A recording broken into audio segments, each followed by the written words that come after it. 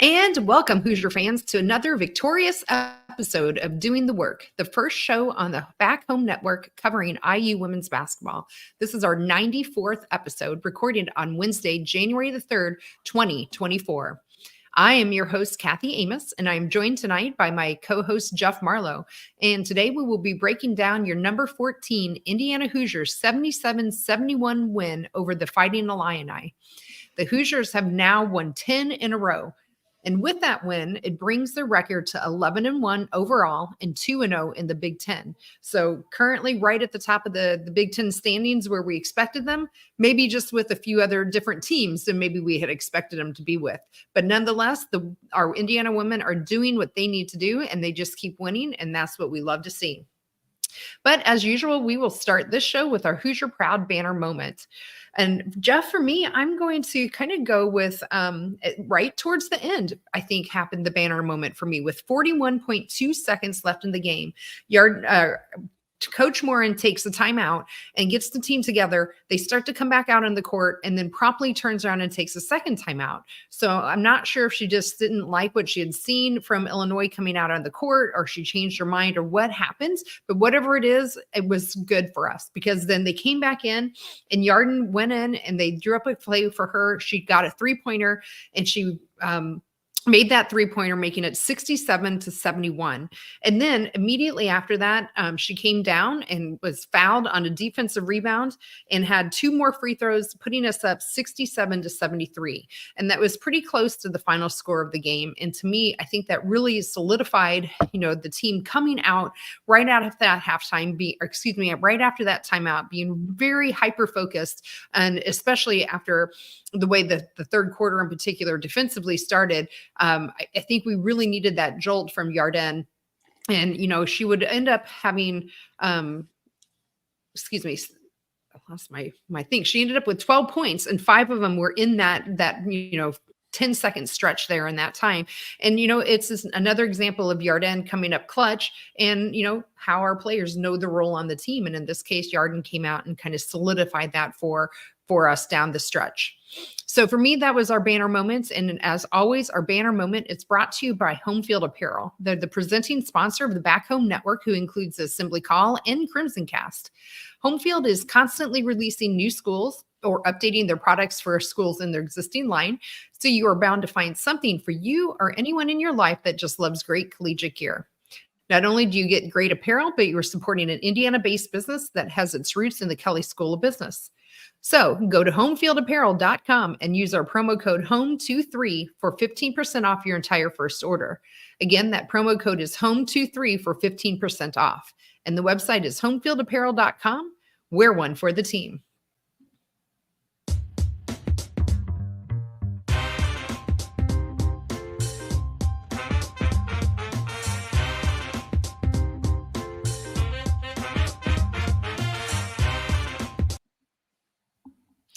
So let's start with a few news headlines that we've had. So first, the 30 points that Mackenzie Holmes scored was the 5th time in her career that she had a game with 30 or more points. And for Indiana, this is the 3rd straight game that Indiana has had a 30-point scorer. And the fun thing, I think, about that news headline is it's 3 different players that did it in 3 different games. The other thing that was very exciting to see is, as we were hoping and predicting, is our attendance has started to go up now that Big Ten play has started.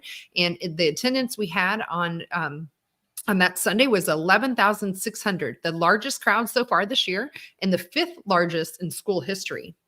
And last, IU has announced that the February 22nd home game versus Iowa is now a sellout. And not only just the game, but the prepaid parking is also a sellout.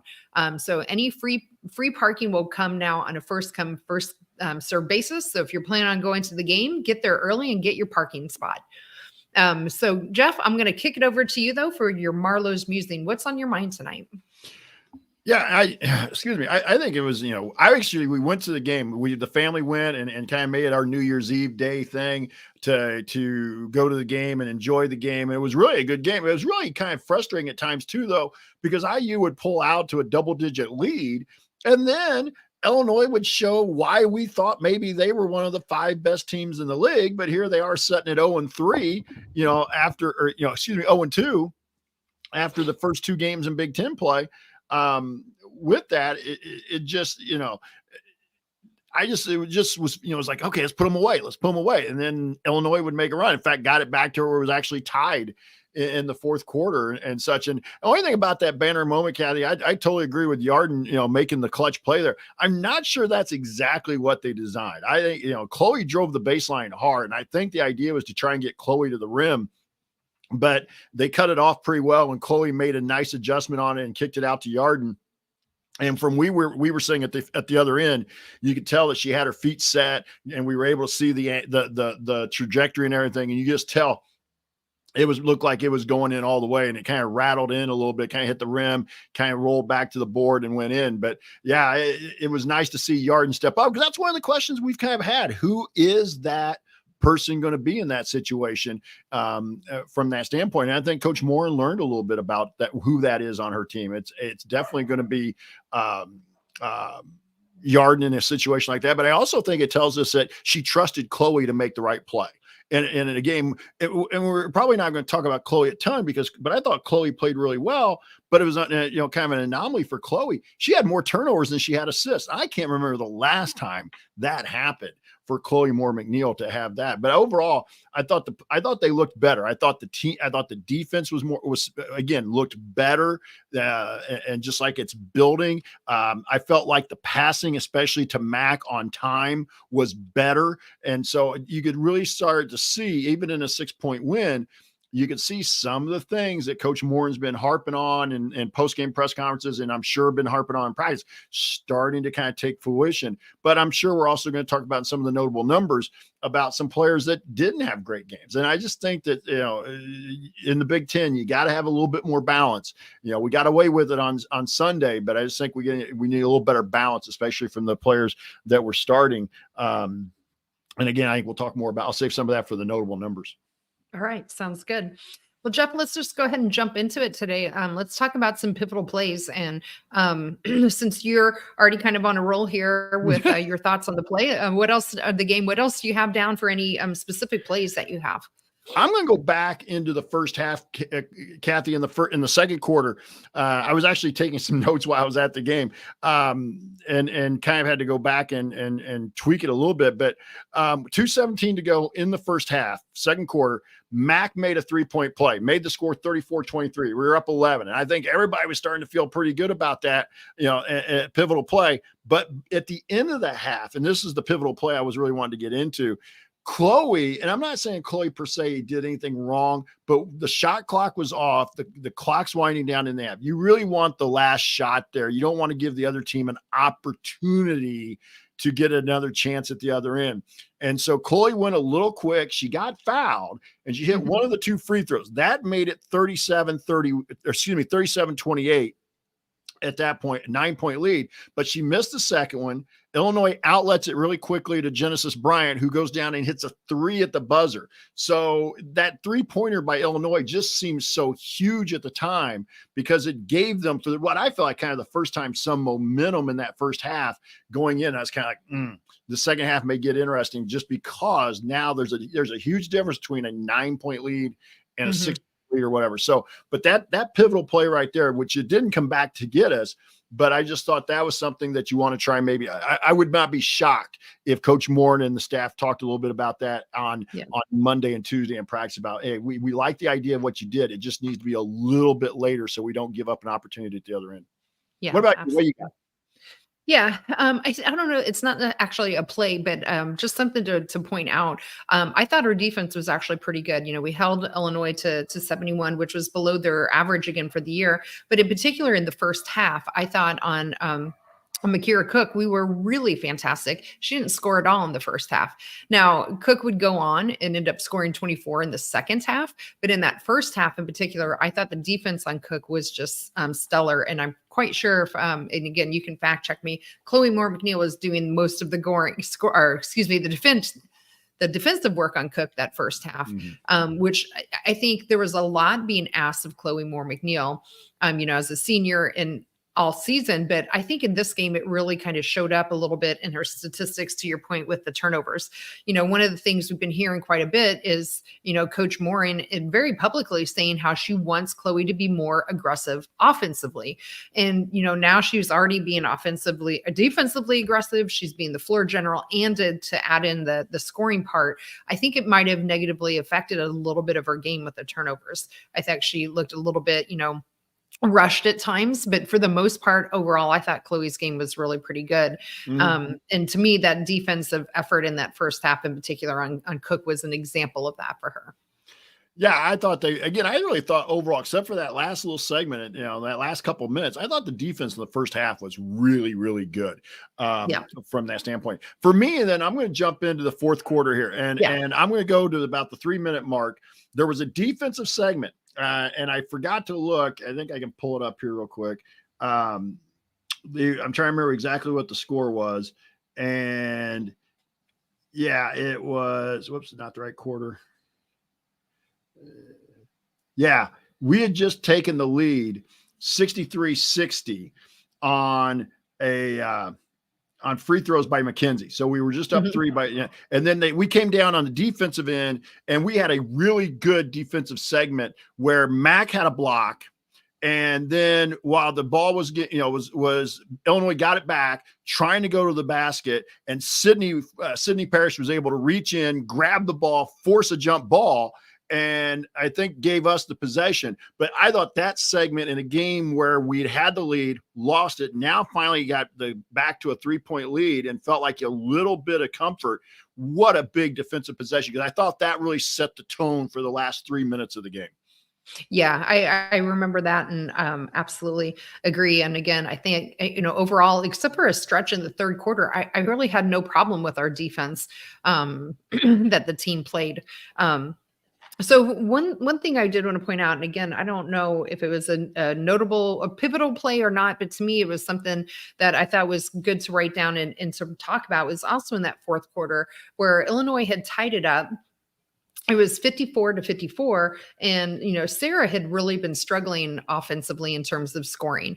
And I'm sure we can talk about that a little bit more in depth. But one of the things Coach Morin talked about in her post-game press conference was this was a teaching moment where they really were emphasizing to Sarah and to Sydney, for that matter, that it wasn't coming to them offensively, but there were other ways they can impact the game.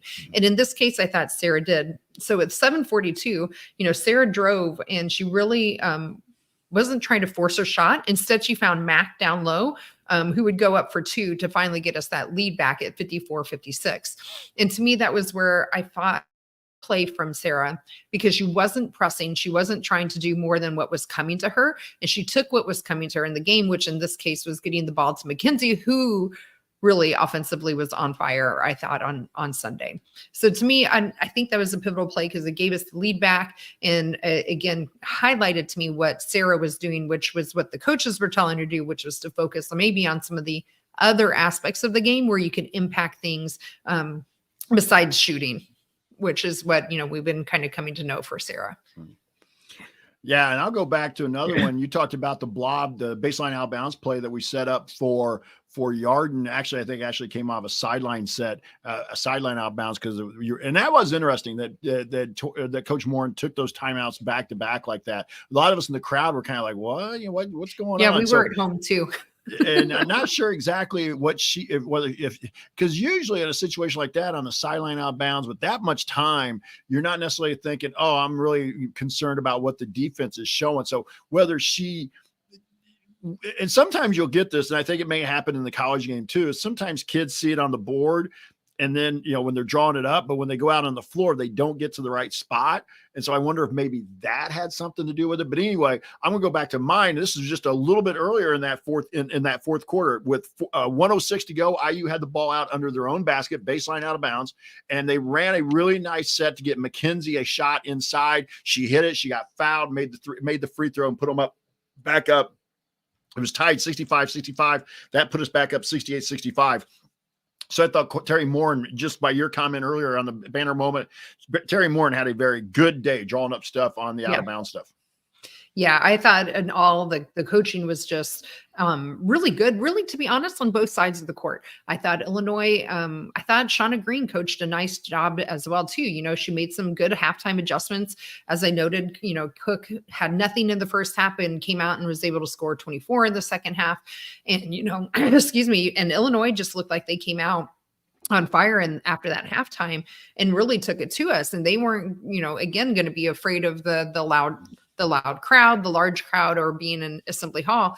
And they really gave us some struggle for us where we had to adjust defensively, which, to your point, I think we did that as well going down the end. So I thought the coaching on both sides was really kind of fun to watch too. I agree. Any other plays, Jeff, or you want to jump into some numbers? Let's hit the numbers. Yeah, let's do it. So why don't you go first and let's see what you got for us to kick us off. Well, I'll try to stay away from the individuals here, but I will jump to one that we talked about in the preview for this game. And that was Illinois was shooting the ball pretty well overall, but they were struggling from the 3-point line. And we saw this in some of the individuals. Like you said, Makira Cook ended up with 24, but she really struggled. She only shot 3 threes, but the overall as a team, Illinois was 2 for 10. And yeah. I think you're kind of seeing where their struggles are in some of these close games they're losing. The better competition is, again, I'm not saying it has to all be threes, but it's just you got to kind of make enough to put pressure on the other team. And sometimes you just need a 3 to give you momentum or to be a backbreaker. And right now they're just really struggling to shoot the ball from 3. But that was something we pointed out in the preview that we thought that was going to be a key part of the game. Could we keep them from erupting and having a really good game? Genesis Bryant only shot two threes for the game, but she was 4 for 11 overall. You just kind of feel like right now Illinois is that team that's really struggling to find and kind of maybe a little bit of the pressure of expectations has gotten to them. But I thought that was notable. 20% from the 3-point line that we, sometimes a little luck involved, but we held them to 20%. Yeah. And on the flip side of that, even with Sarah having an off night shooting over 3, from 3-point land, we still ended up 5 of 13, which, was 38% on the flip side of that. So we still, outscored them in 3-pointers as well. A number we've also been kind of watching here with this team is rebounding. It's something we hear as well from Coach Morin in her press conferences and things. And again, this was another case where we got out rebounded 35 to 30. We ended up allowing, 11 offensive rebounds for Illinois to only 4 for us. And, while we shot 52% from the field, I still think there were some opportunities we could have gotten a few more rebounds on both ends of the floor. So that's still something that I really think we need to keep an eye on with this team because, yeah, we were able to pull this game out by 6 points in the end. But I think that's going to come back to haunt us if we keep continuing to give up that many offensive rebounds. In this case, it led to 10 second chance points for Illinois. Yeah, and especially in the couple games we have coming up, both those teams are very good rebounding teams, at least in rebounding margin so far. So yeah. I think that's a good number. And you mentioned that, Kathy. Illinois won the battle in second chance points 10-7, but Indiana won the points in the paint 44-36. So it did even out a little bit, but yeah. I agree. The big concern there, if they won 35-30, you wouldn't say too much. It's the 11 offensive rebounds. And that's got to be the big concern as you look at the numbers and dive a little deeper into it. The other number I wanted to point out is that this was something we even talked about in the preview that I kind of put you on the buy or sell on our last episode about free throw shooting. Well, maybe they were listening to us because our free throw percentage on Sunday was 18 for 22, 82%. Yep. So a much better day at the free throw line. And again, we talked a little bit about this team has to be more consistent at the free throw line because in some of these tight games, free throws are easy points and they can be make or break. Yeah, absolutely. Any other team numbers, Jeff? I had one other one if you don't. Go ahead. No, I don't have anything else. All right. My other team number really was 8 to 9, and that is bench points. It's something we ended up winning this time by 1, but 1 I'll take because 9 points off of our bench was, it may not sound like a lot, but to me, I thought that was a really great step forward for this team, especially from the bench. And 8 of those came from Lily Meister. And I thought, Lily played 10 minutes. She was 4 or 4 from field goal range. And I thought she came in and gave some really good minutes off of the bench. I know there was one of those baskets that she made, and I already saw it in the chat from Eagle Eye, but I had said almost the exact same thing to my husband as we were watching the game, was her footwork was really great. And I said, you clearly can see she's been working with Mackenzie, because I thought she came in and gave us some nice minutes off the bench, as well as Lexi Bargesser. Right. She only had one point, but she had 10 minutes as well off the bench. And so while it's maybe not to the degree that we may want in terms of, bench strength, but we did have 4 people come in off of the bench and provide us, I thought, some pretty decent minutes between those 4 people. Yeah, but I may make the comment maybe Mac needs to start working with Lily a little bit, because Mac still had 5 turnovers on Sunday. So, and a couple of those were travels with the happy feet as well. So I'm going to save my comments for Lily for a little bit later, because I got a feeling we're going to talk about her a little bit more when we get to down the line here in the podcast. I do want to point out, and again, I know this isn't an IU number, I do want to point out a kid, an Indiana kid that at least I saw play a lot going up when I was coaching here. And as I first got out of coaching, Kendall Bostic, we mentioned being an Indiana kid, Northwestern High School, just outside of Kokomo. Bostic had 18 points, 11 rebounds. So it's always nice, and especially when we still get the win, to see an Indiana player come back and have a nice game at a Simon Scott Assembly Hall. And also, I didn't put this in the pivotal plays, but there was a really nice moment after the game ended, almost really right after, before they even got to the handshake line, where Sydney Parrish and Kendall Bostic found each other, hugged each other. Oh, did they catch that on TV? Yeah.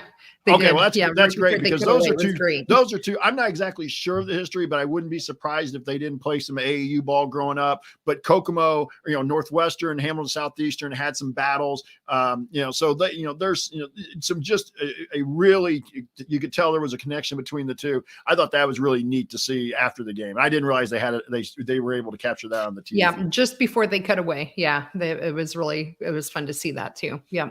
So, but I don't have any other notable numbers. No, the only last one I think we would be remiss in not mentioning is turnovers. We ended up with 16 turnovers that led to 17 points for Illinois as well. And so, again, that's not where the team is, aiming for. They're really wanting to be around that 11 or 12 mark. And to your point, Mackenzie Holmes had 5, but we also had 4 from Sarah and 4 from Chloe Moore McNeil. So it would be nice if each of those, players can get it down 1 or 2. To keep it to 3 or less, I think that will get us right to our 11 or 12 that they're really targeting. So I just wanted to point that last number out. But well, with that, we can talk some more individual numbers as we get into our awards part. So let's talk game ball. I think this one might actually go pretty quickly, or at least easily. We may have some discussion here coming up, I have a feeling, on the hardest workers. So let's talk about your game ball. Who do you give? I'm actually, before we get your vote, let me recap. For those of you watching on YouTube, you can see the scroll, but for those of you who are not, right now, our game ball stands at 4 for Mackenzie Holmes, 3 for Yarden Garzone, 3 for Sarah Scalia, and 1 for Sydney Parrish. So, okay, Jeff, who do you got? I'm going with the obvious here. Mackenzie Holmes, even though we mentioned the 5 turnovers, you look at the overall body of work, it may, and again, this is hard to say sometimes and feel like you're not hyperbole or being sarcastic, but I really felt might have been Mac's best game of the year so far. 30 points. She was 10 of 14 from the field, 10 of 12 at the free throw line, 7 rebounds, 2 assists, 2 blocks, 2 steals. So she really was she was really stuffing the stat sheet on Sunday. So I don't think there's any way. And 31 minutes. She didn't play, they were able to get her some time off the floor and still, keep the lead for the most part and have a good feeling where the game was going. So I think, to me, the obvious one here is Mackenzie.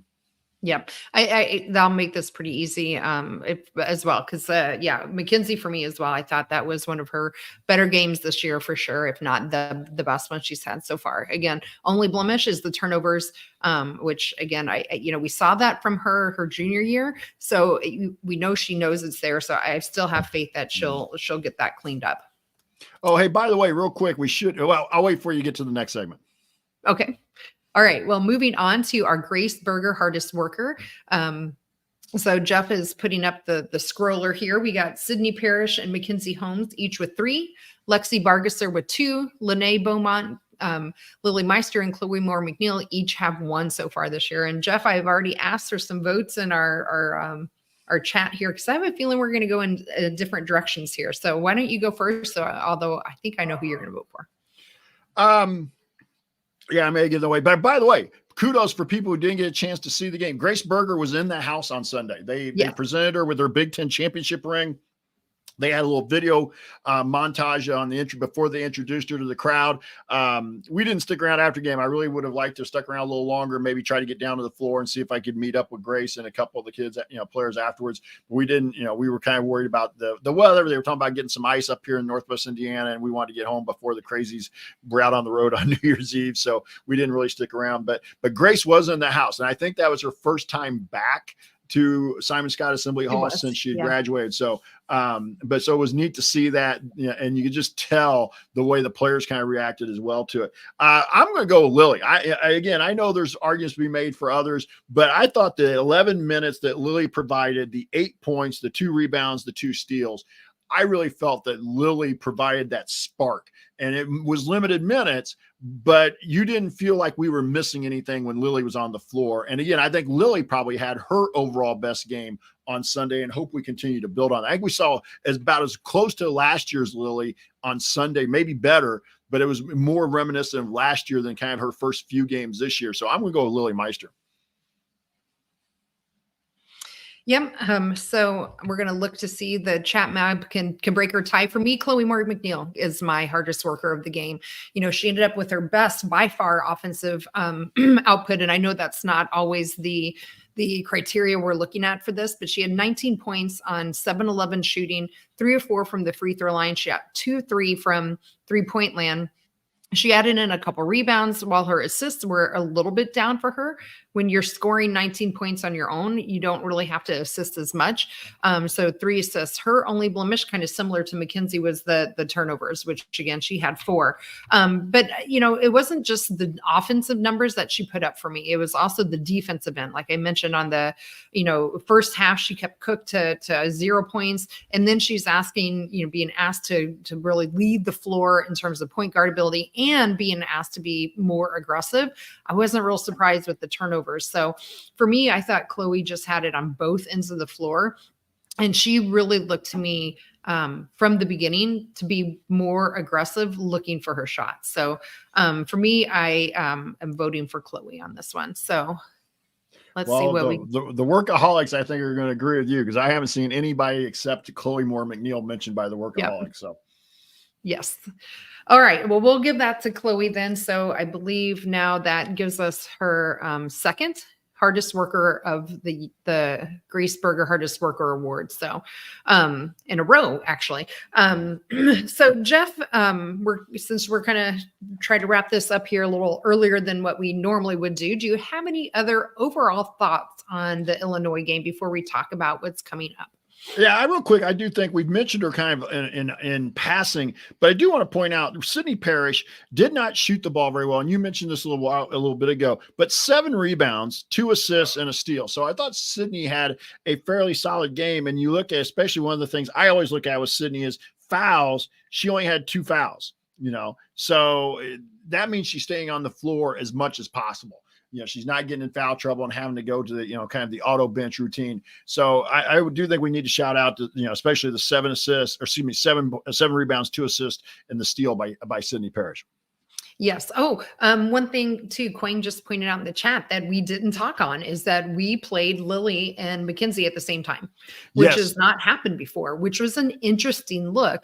And Coach Morin was asked about that in the post-game press conference. And she had said, it was part of because Illinois went bigger. She was doing it because of matchups. We've seen that before, but she said they've practiced that before and they wanted to try that lineup and have those 2 in there together. And I thought they actually played really nicely together. Mm-hmm. Jeff, so I don't know what it was like there in person. No. It wasn't real long, but it is something Coach said that she'd like to see us do more often when the matchups present themselves. Yeah, we noticed it. I noticed it right away when they left Lily, or I can't remember who came in, who went out, but whoever was on. But when they both stayed on the floor, I was kind of like in my head, I may have not said it out loud to my family, but it was, kind of like, that's interesting. But I the first thing I thought was Illinois had gone a little bit bigger. They had gone with 2 good sized post players at that point. So I thought they were really just trying to make the matchup, because even though Sydney does a nice job of guarding some post players, it really would have been a mismatch for her a little bit. So I thought that was why they did it. But I'd like to see a little more of it. I'm not saying I'm looking for 20 minutes of it, but I would love to see 2, 3, 4 minutes of it a game.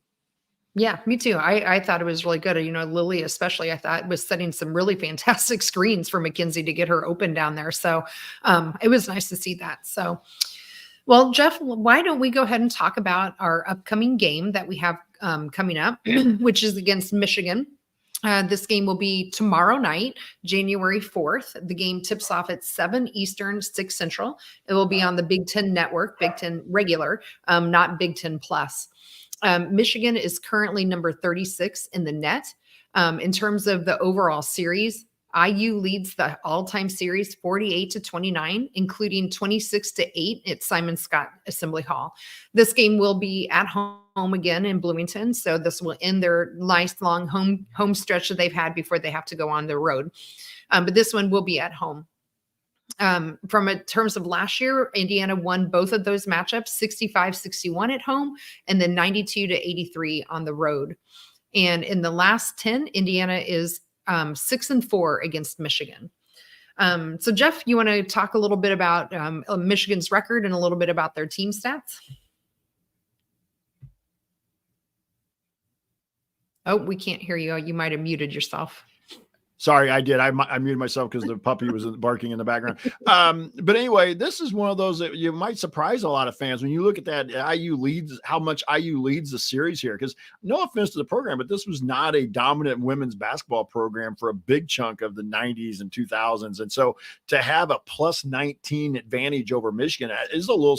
I remember as I was typing that into the run sheet, I'm like, wow, I'd forgotten we were up this much. But it's been much more competitive over the last 10. If you go back to last year's game at home, if you remember correctly, that was a game where Maddie Nolan, Indiana kid, kind of got in and got under the crowd skin a little bit. And it was really, but a feisty game. Michigan was still pretty solid and lost Naz Hillman. But other than that, they were still pretty good.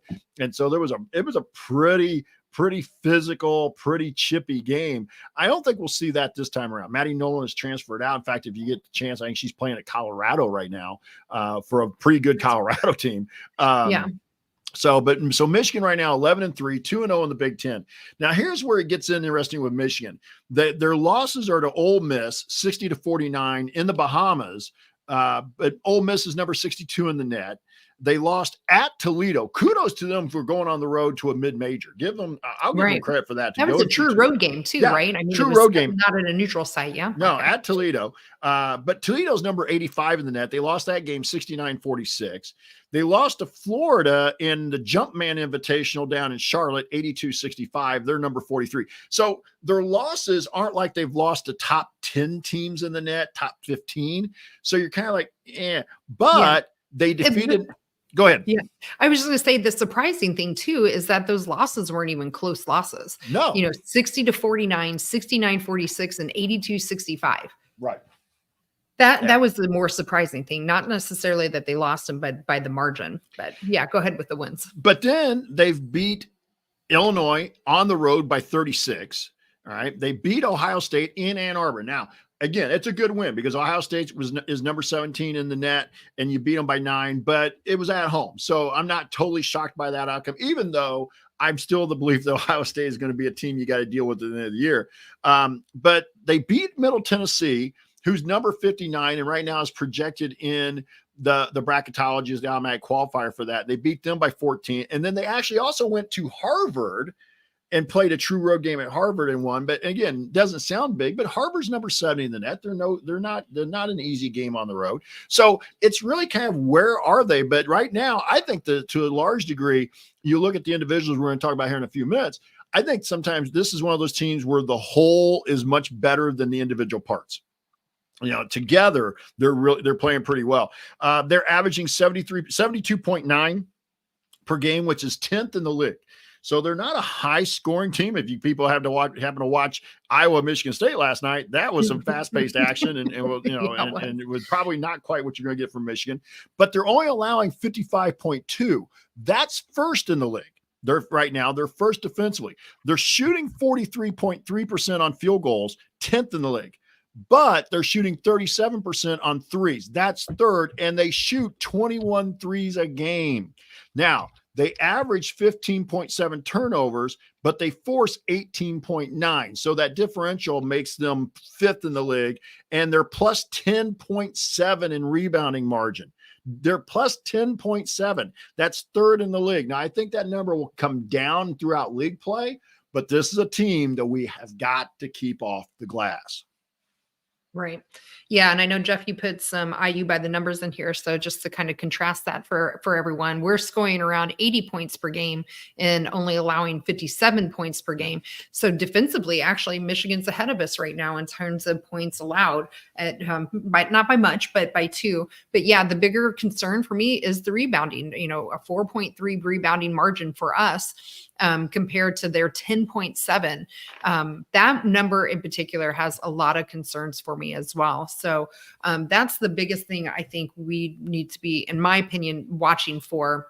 And then, of course, the turnovers again. Those have been the 2 kind of Achilles heels for this team, I think, this year, in terms of, where they're maybe a little bit behind where we might want them to see rebounding and turnovers. How about at an overall level, or do you want to talk a little bit about some of their talented players that we should keep an eye on? Yeah, they're really right now. There's 2 that we want to keep an eye on. Their returner is Layla Filia, 6-foot junior guard. She's averaging just above 15 points a game. That's 13th in the league. She averages 3.4 rebounds, almost 2 assists. We'll call it 1 steal a game. She's shooting 37% from the field, which is 20th in the league. I was a little surprised by that 37% would still be good enough for 20th. But she's only shooting 32% from beyond the arc. So this may be one where you really try to make her a shooter, try to take away the drive on her. And then she's averaging 79% at the free throw line, which is 9th in the league. She was second team All Big Ten last year. She was on the all freshman team the year before that. Then the other player to keep an eye on, at least so far overall, is Lauren Hansen, 5'9" guard, graduate guard. She played 3 years at Mizzou and 1 year at Auburn. So this should be her last year of eligibility here at Michigan. She's averaging just 11.6 a game, just over 2 rebounds a game, 2.5 assists, just over one steal, 44.5% field goals, 36% on threes, 86% at the free throw line. Now, the field goal, the threes and the free throws should be enough to have her in the leadership, but she must not be meeting the minimum number of shots because she wasn't listed on the Big Ten website. And then the other one to keep an eye on, and her overall stats don't wow you, but in Big Ten play, she's actually played pretty well. Her average is up around 16 points a game. That's Jordan Hobbs, a 6'3" junior guard. She averages 9 points a game, but again, that's overall. In Big Ten play so far, the first 2 games, she's averaging about 16. 4 rebounds, 2 assists, 45% on field goals, 44% on threes. Now, it's limited. She's not shooting a ton of them, but she is a pretty good shooter from beyond the arc, and 78% of the line. So the first 2, Filia especially, Hansen, and then Hobbs are the ones you want to keep an eye on. Yeah, for sure. Filia put up 26 when they beat Ohio State. Again, realizing that's at home, this one will not be. So hopefully we have a nice raucous crowd coming into Simply Hall. But I think Filia is the one to kind of watch. I think Hobbs will be interesting since she is really picking it up here in Big Ten play. I think, again, just in general, the team rebounding is the one that most concerns me, but and is my key to the game, I think, for tomorrow. Any other keys, Jeff, that you think we should be watching for? I'll be the coach here. Turnovers. We can't turn it over 19 times against them. That's basically what they're forcing. They're forcing. What did we say? I know I said the number. I just don't remember right off the top of my head. But they're forcing almost 19 turnovers a game. 18.9. We can't turn it over 19 times against them at home. We have got to be, and even 16 is too many. That number, like you said, has to be down around 12 or 13. I imagine the pace will be very similar to what it was in the Illinois game. Yeah, but I think, I don't think you're going to see, like I said, we're going to talk in a couple of minutes here, but it's just, I think it's going to be one of those games where you got to value the ball. And so, like you said, rebounding and turnovers, kind of classic coach speak. Yep. Real quick, Jeff, before we go around and talk about other Big Ten games this week, I had another request to update everyone on the Tyra Bus catch watch. I don't know, McKinsey watch. I don't know what we're trying to call it now. Let's call it Mac watch. The Mac watch. Okay. So Mac watch, here we go. So with her 30 points that she put up, she has now a total of 2,130 points. That is 234 points to take over first place as all-time leading scorer. With the number of games that we have left, just regular season on the schedule, she needs to average 14.6 points per game. The other number where she can move up a little bit is in rebounding. She's currently 7th in Big Ten, in all-time rebounding, but she's only 17 rebounds behind, moving into 6th place there. So I think she'll move up a little bit. There's pretty slim chance that she'll be able to take over first there, but I think she could potentially move into the top 5. So there you go. She keeps their average around 14.6 points per game again, and that's only for regular season. So she's well on pace to be able to take over that first place spot. Okay. Awesome. Moving on, we have another little segment that we're adding in here called Around the Big Ten. So for those of you who might have missed it, last night on Tuesday, Michigan State came into Iowa and played Iowa last night and ended up just barely losing to Iowa 73-76. And that was on another last second shot from Caitlin Clark. So with, I think, 0.3 seconds left to go. So 73-76, Michigan State barely lost that game to Iowa. And again, that was in Iowa City. We don't have time to really get into a whole lot of Michigan State. I was able to watch a good chunk of that game. And I know, Jeff, I think you watched quite a bit, if not all of it. But Michigan State and Iowa play fast. So they were a bit sloppy with the ball, I think, on both ends, but you could tell they were really trying to push the pace in this game. The other thing that noted to me, I think what is surprising a lot of us with Michigan State, that maybe we shouldn't have overlooked, is the fact that they have a lot of people that came back, and you can tell they've played together for a while. They seem to really have a lot of good seniority on their team. But anything that you'd want to point out quickly on that game before we talk about the one other Big Ten game going on? Well, I just think that it tells us more about Michigan State than Iowa. I mean, we know Iowa's going to be good. We know Caitlin Clark's going to make plays. But I think there are a lot of people who are kind of, well, just how good is Michigan State? And watching them last night, they're going to play a style that's going to frustrate some teams, and especially when you have to go to East Lansing. And there is some veterans there, Kathy, but some of those are transferred in. The A-roll girl, I believe, was hurt for a big chunk of last year. So she's back from Michigan State, but I think she missed a big chunk of last year. So there's just some things, and you and I and some others have had the conversation about, Michigan State's really not going to be that good. It's smoke and mirrors. But you got a new coach who came in from Bowling Green, and they're playing a much different style than they've played in the past. And I just think that I don't think you overlook them. I'm not saying they're going to win the league. I'm not saying they're going to finish in the top 4 of the league, but this is not a team that's going to finish 9th or 10th either. And so, they're going to be a tough place. Yeah, they're going to cause some problems. So I just think that it tells you more about them than it did about Iowa. And then I'll quickly take this one. The reason we wanted to talk about the Michigan State Iowa game was even though Michigan State lost, all right, it does put them now with 2 losses in the Big Ten. They was their 3rd game. They lost their opener, and then they lost last night. But it was a big game because had they gone in there and beat Iowa, they really could have thrown the league into a little bit of a tizzy. They, because Ohio State would already have a league loss, and that would have left IU as Maryland. Everybody else has lost. Then you got Maryland and Minnesota playing tonight, both 1-1 coming into that game. And what really do we know about Minnesota yet? They lost at Iowa. No shame in that. But only beat Purdue by 2 at home. So what is Minnesota? And they're getting some bracketology stuff. But right now, Maryland's up at the half, 43-36 in Minneapolis. So the reason and I'll be honest with our listeners, I kind of put this segment in here just because I thought it'd be interesting to look at some of the other games outside of Indiana games. They're having impact on the league. And I think you're going to find out a little bit more about some of these teams as we head toward them. Yeah, I agree. I mean, I kind of alluded to that at the beginning of the show when I said, oh, well, Indiana's, 2-0 in the Big Ten right now, and they're right up at the top where we expected them, but with different players than we expected, So Iowa is 3-0. They're a half a game in first place. And then here we are tied in second which is not surprising, but we're tied with Michigan and Nebraska, who we didn't really talk about either one of those two teams being as, a top 4 team. Now, again, early on, most of the teams have only played 2 games at this point, a few with 3 under their belts. But, surprising for me, Illinois at 0-2, sitting down at the bottom down there. Yep.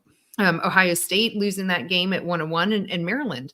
And, even Michigan, even though they're 2-0, confusing with their non-conference. I don't know what to make of them yet. Their games, they beat Ohio State, but then they've lost some of those double digits. So I'm still not quite sure where to put them. So I think we'll learn about Michigan a lot, as well as ourselves tomorrow when we play them there at home. Any other thoughts around the Big Ten, Jeff, or do you want to wrap up this with your final thoughts? No, I'm good with the Big Ten. All right. Yeah. So why don't you give us kind of your final thoughts then, going into, wrapping up the Illinois and going into our third Big Ten game tomorrow night? Well, I think we talked a lot about this, Kathy, so I'll try and keep it as short as possible. Just that, again, you want to keep winning. And yes, it was a much better effort. It was a better, I felt better about this game than I did the Rutgers game back in the early part of December. I felt better about this game than I did maybe some of the games, for example, at Maine or whatever, and a couple of the other games like that where we struggled on the road a little bit. But I feel like the team is starting to really buy, I won't say buy in, but they're starting to understand exactly what Terry Morin demands and why she demands it of them. And I feel pretty solid about that now. They got 2 big games this week, and then you throw in next week, a week from Saturday, they go to Iowa. So there's a big stretch here coming up. But I have a much better feeling about this stretch. And again, I'll be honest, I picked these 2 games as wins in the preseason prediction. But you got to keep winning right now, because Iowa right now is setting the pace, and so you got to keep up with them. Plus, you get this game against Michigan, now you put them with a loss, and that gives you a little bit of distance instead of having to chase them as well. Yeah, I agree. I think for me, I feel much better about this as well than I did some of the other games. Like, I was not real excited after the main game in particular, where I know I get that we ended up winning that game, but boy, it was a lot closer and a bit of a slug. And I never quite felt nervous in this game, maybe a little bit when Illinois tied it, but I always just felt like they were in control and doing what they needed to do. And, the interesting thing that we're seeing again with a Coach Morin team is that we have multiple people that are contributing in different ways, and not quite sure what you're going to get each night. Like we mentioned, this is the 3rd game in a row with 30-point scores, and 3 different ones that scored nonetheless. And so I think, if we can fix the turnover a little bit and the rebounds, I think they're going to be exactly where we need them to be. And here we're talking about that on January 3rd. So I feel pretty good about where this team is. I agree. Well, Jeff, I think that wraps us up if we want to head into what's next. Up next.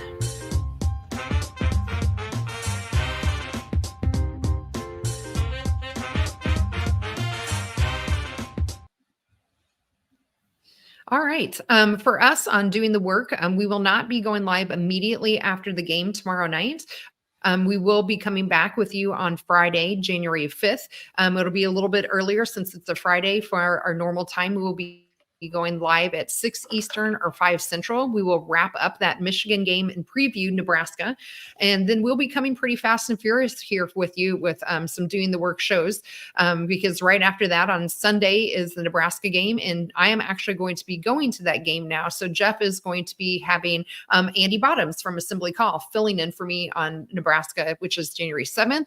And then we'll turn right back around on Wednesday, January 10th, after the Penn State game. And then right after that on January 13th, the Iowa game. So we'll be coming at you pretty quick, but just remember, we will be back with you on Friday to talk about Michigan. Assembly Call on the men's side will be on tonight after the Nebraska game post-game show. They will also have their normal Thursday night game show tomorrow night. As well. In terms of wanting to see us on the live show, if you'd love to be part of the live chat, we'd love to have you here. And you can subscribe to our YouTube channel at youtube.com/@BackHomeNetwork. You can also be part of our private community and find out more at assemblycall.substack.com. A special thanks to John Ringer of Riggs Design for designing our logo, and a big thank you to Bob Thompson for the music you heard in our broadcast. But most of all, thank all of you for listening, both live and after the fact. We appreciate all of you. And we will be back to talk IU hoops with you again soon on Friday afternoon. But until then, keep your elbow in, your eyes on the rim, and let's go Hoosiers.